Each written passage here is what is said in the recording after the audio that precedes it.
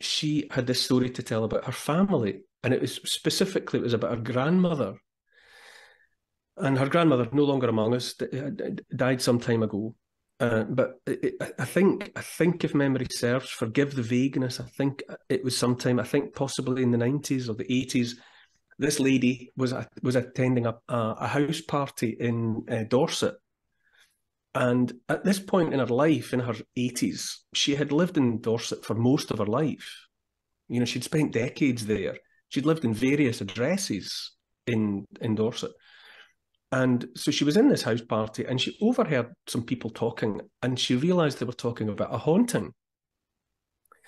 And that a young couple that she didn't know and had never previously met were describing how their house had been so haunted that they had to move out.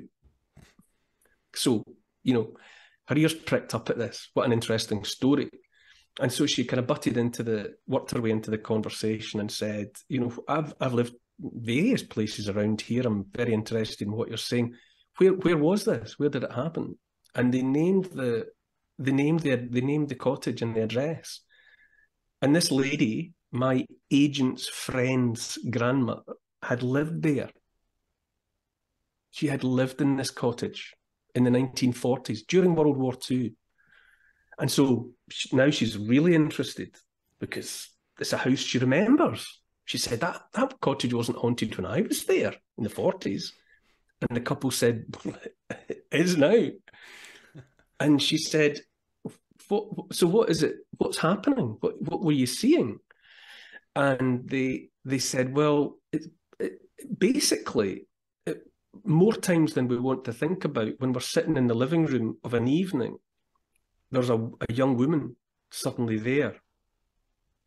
And she's got brown hair and she's young and she's wearing a dress and she's crying, broken-hearted, you know, thick, salty tears running down her cheeks. And then she turns and faces the fireplace and she stands beside the fireplace and she bangs her head on the wall. She nods forward and bumps her forehead against the wall over and over again, often enough and with enough force that we can see blood on the wall, and blood starts to run on the wallpaper, and then it's gone. And it's too upsetting. We just can't be there anymore. We can't deal with it. We've left the place now.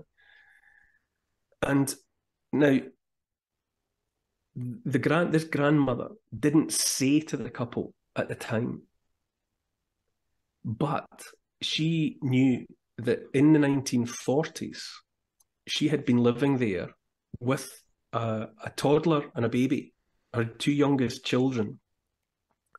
And she'd been, you know, and it was the war. And her husband was away in the war. He was an officer in the British Army, working in intelligence.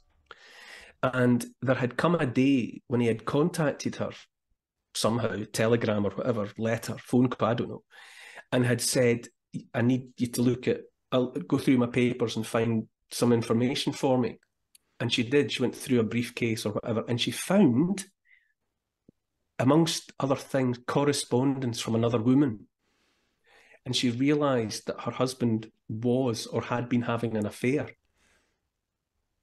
And she remembered that for a few terrible nights with her toddler and her really newborn baby alone in this cottage, husband away in the war, she had cried and cried, and she it was who had turned her face to the wall and banged her head on the wall until blood flowed.